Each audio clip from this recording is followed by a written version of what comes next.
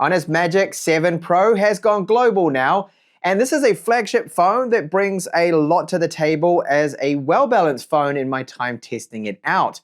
So it's got a 6.8-inch OLED screen that is 120 Hz. It can get up to 5,000 nits brightness, and it has a ultrasonic fingerprint reader, and this works for me just 10 out of 10 times. It's very good. The cameras on the rear have changed slightly. It's a two-stage now variable aperture we get with the main camera, and our zoom camera, 200 megapixels, is 3 times optical zoom. It's also got in this a very large battery. It's their third generation of the silicon carbon battery, supports 100-watt charging, and in this video, I'm going to let you know what this Magic 7 Pro is all about, both the good and the bad that I've encountered in my time using it. Now, what does Honor include? Well, unfortunately, not a lot. We get our charging cable, but there's no charger, and we don't even get a case. SIM tray tool, well, that's there, of course. Now, it may be possible that other regions will have a charger included in the box, but at least with this one here that Honor sent out to me, there isn't any charger included or case. Fingerprint reader here is ultrasonic. It's very good. It works every single time I want it to, and it's a lot better than optical, so great move from them. So that's a smash resistant, scratch resistant glass, and it does have quite a curved edge to it. I'll just show you. You can see there a bit of a curve on the bottom and the sides and the top there. Our pill-shaped cutout, it stands out. Yes. Are you a fan of that? Do you like it? Well, what we get is better portrait mode because it's using a time of flight sensor and then a 50 megapixel camera. It's 22 millimeters. So it gives us a slightly wider shot, the selfie camera here, than most other brands do. Now the screen, it's an OLED here, and this is LTPO tech. It's using up to 120 Hertz.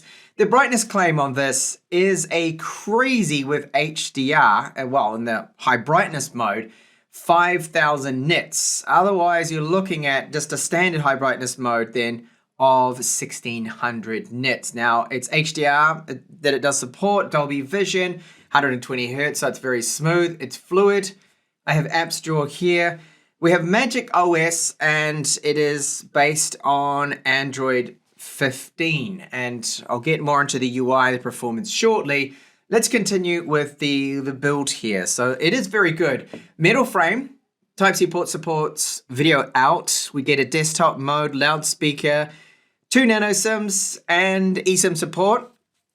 Up the top, we've got infrared out, secondary loudspeaker there. So there's that one at the bottom in here, and microphone. Now the camera's on the back. The main camera, this has a variable aperture, but it's only 2-stage. So it's either f1.4, it's very wide open, or f2.0. That's it. So there's nothing in between, or it doesn't go up to f4 or something like, no, that's it.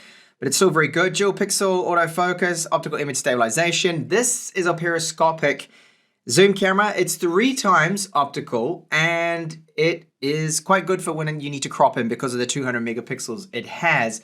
But that only has a limit there that it can, of course, go to with a digital crop. And I'll show you later with the examples.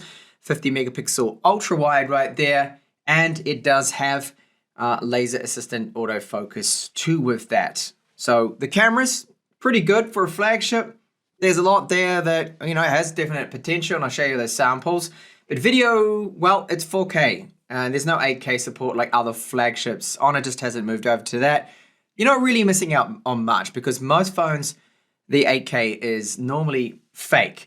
So the battery, 5,850 milliamp hours within this. We've got 100-watt maximum wired charging and 80-watt wireless. Very nice smooth surface to it. It resists fingerprints pretty well. You can see a few little smudges there. But it looks good, and it has this sheen to it. It almost looks like it should be silky to the touch. And, well, it almost is. It's very smooth.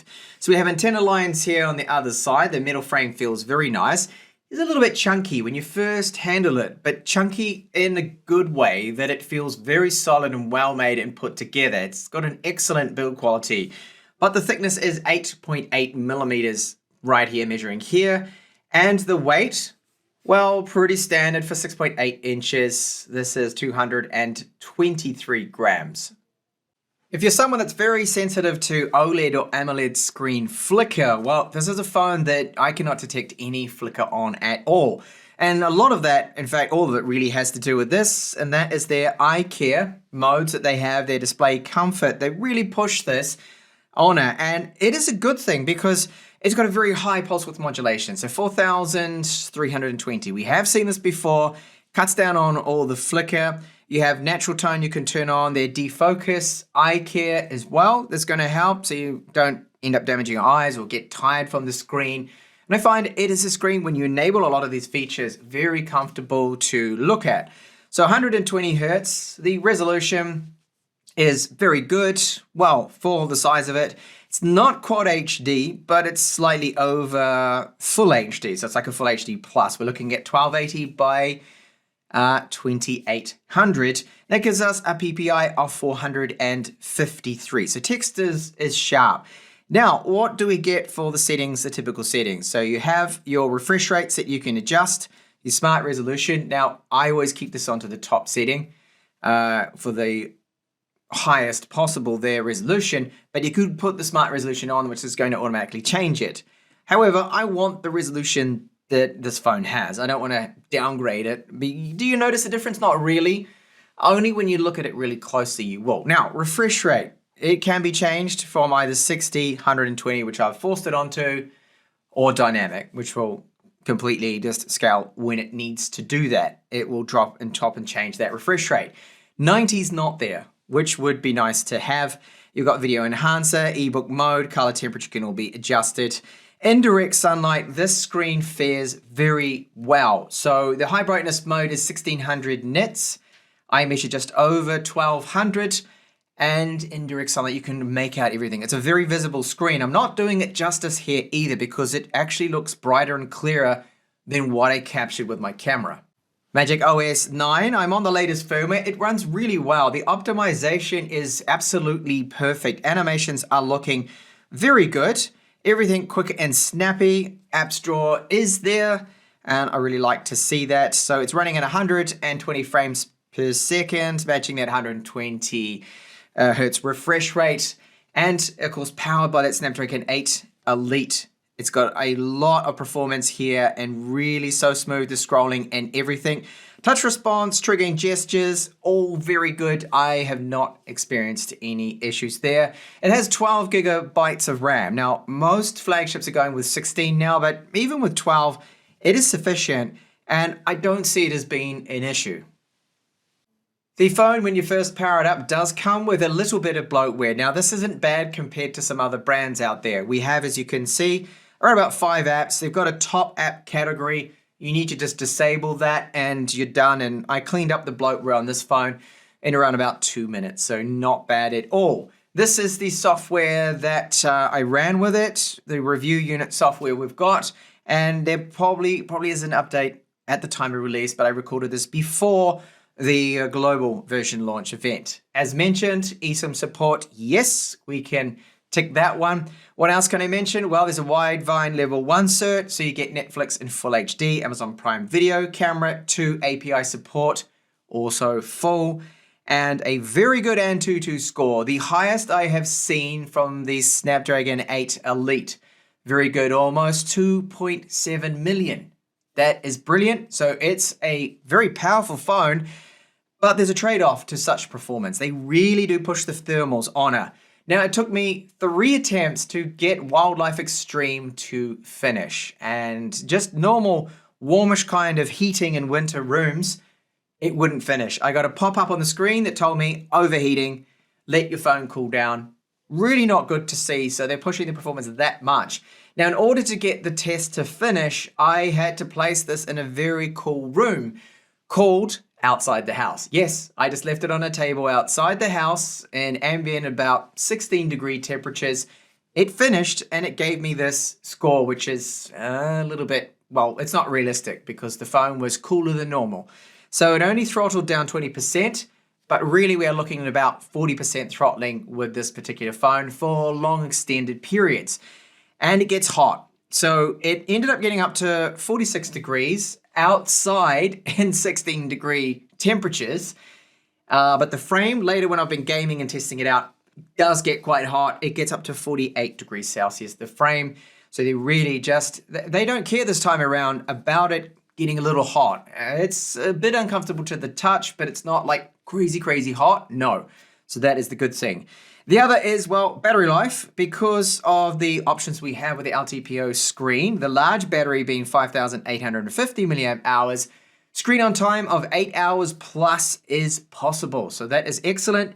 And because I don't have the official charger in the box, I'm not going to give you an exact charge time here because I'm using my own PD chargers and a couple of other chargers that I've got. But you're looking at a charge time for around 10% to 100 of just over 40 minutes. So it's excellent. It's very good, even though it's 100 watt wired charging. I thought it might be a little faster, but it's still excellent. Perhaps I need the proper official charger, of course, which we didn't get. And then wireless charging, 80 watts. Excellent too. And that will do the job in around about 45 to 50 minutes. So good charging rates. So for our loudspeakers, they are very good. These are above average. I would rate them as an 8 out of 10. They're a little bit more punchy and a little bit more louder than most typical flagships that I would commonly rate as about a 7 out of 10. So these are a step above those. So the loudspeakers here and then up the top. Voice call quality, no complaints from me. Haptics is pretty, it's average, it's all right. It's, okay, could be a little bit better. But these loudspeakers, I'm impressed with them, as you hear from this sample now that I'm going to play at 100% volume.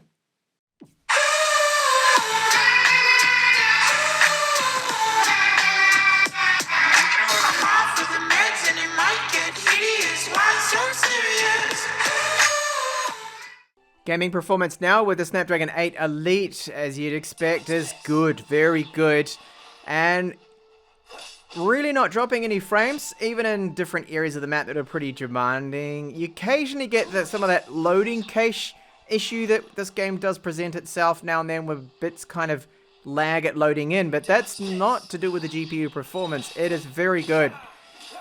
It's excellent, and as I mentioned before, the phone does get a little bit hot. Now, Honor includes their game manager, so if you swipe from the top, there's an FPS boost mode that I've been running. You've got miss touch prevention, do not disturb, and a memory cleanup that's going to clean all the background tasks. So, well, only freed up 45 megabytes. We have just 12 here with this chip, but really, I'm not seeing any difference between this and some other Snapdragon 8 Elite phones that I have reviewed that do have 16. I think 12 is still enough, even for these demanding games. So, excellent gaming performance from Qualcomm's top chipset, the Snapdragon 8 Elite. Over to the camera performance now with the Magic 7 Pro. So this is our front-facing camera, can shoot 4K 30, 4K 60. There's a little bit of wind, so we'll see how it handles that wind noise. Sun directly behind me, a little bit more difficult for the phone.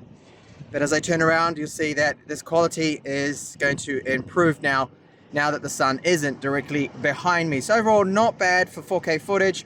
Good electronic image stabilization. For a video, I'm up in the mountain here just to get an idea of what the zoom is like. So this is our ultra wide at the moment using electronic image stabilization. Audio recorded is of course the Magic 7 Pro's microphones, which are built in 1x now. So this has optical image stabilization and electronic. Short jog just to test the stabilization. And finally, we'll go over to our optical zoom camera. So 2.6 to start with. That's the castle of Denia there in the background. And now what I'm going to do is apply some digital zoom. So bring this up to 5 times here, which is still usable footage. So this combination of course, both digital now and optical. I'll take this up to 10 times. That's 10 times.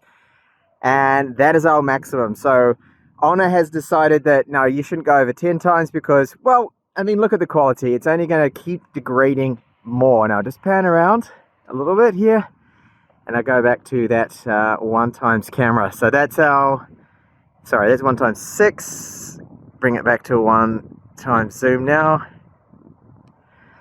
There we go. And I notice that the focus is good. No issues with that. I'm out here testing an e-bike, and a very good one at that from Cyctron. And this is a smart e-bike that has everything built into it.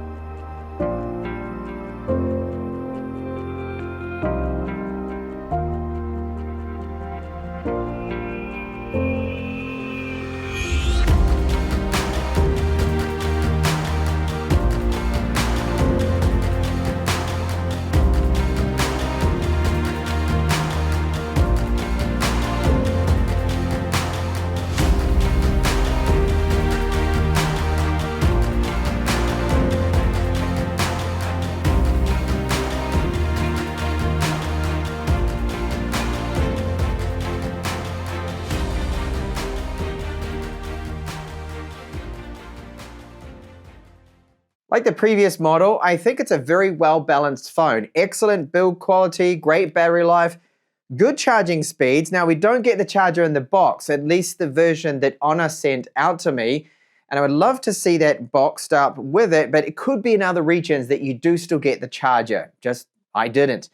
But we're seeing also 80-watt wireless charging. Excellent. That's a very good speed. Not even other flagship phones, I won't name them, don't even have that when it comes to wired charging. Now, the 3x optical zoom camera, it's a step up from the Magic 6 Pro, but when we look at the 10x zoom shots, it still is a lot, of course, digital zoom there. So it's a shame that Honor couldn't take it up to, say, like a 5x zoom camera periscopic. That would have been really good. Now, the Snapdragon 8 Elite performance, excellent, very good, but there's a trade-off. It gets quite hot, and I couldn't run the 3D Mark stress test at normal room temperatures because it would simply throw an overheating warning. So that isn't too great to see that. That's really the only two bad things I've discovered with the phone. The rest of it I really do like. So the performance of the UI is fantastic, very smooth, very fast. Brilliant screen in here, especially with all the eye comfort modes it does have. A very high pulse width modulation. And the selfie camera can take some really good shots too as well. So if you're after a well-balanced, well-rounded flagship, then the Honor 7 Pro here, the Honor Magic 7 Pro doesn't disappoint.